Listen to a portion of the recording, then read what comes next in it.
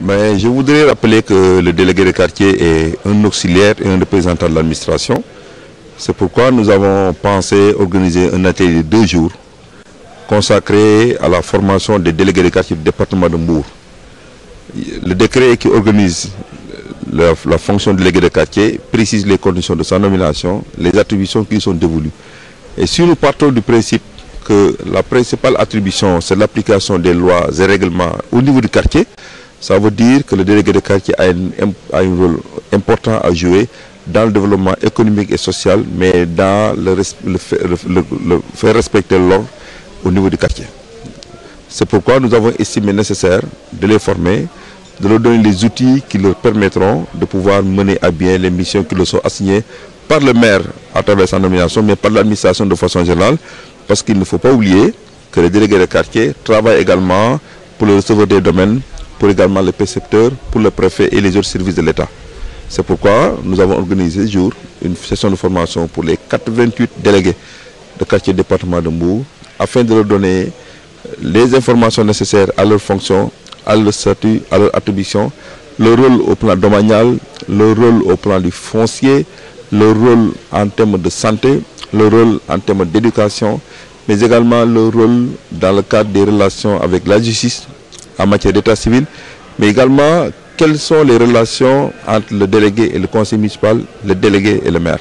C'est un ensemble de questions comme ça sur lesquelles nous avons voulu former les délégués de quartier. Justement, préfet, pour amener les chefs de quartier à remplir ce rôle-là, ces mêmes chefs de quartier disent que par rapport à leur âge et par rapport à leurs possibilités, ils sont également confrontés à certaines difficultés, surtout d'ordre logistique. Oui, les délégués de quartier sont effectivement confrontés à des questions d'ordre logistique qui sont réelles. Et ces difficultés-là ne peuvent être levées que par une discussion avec les maires.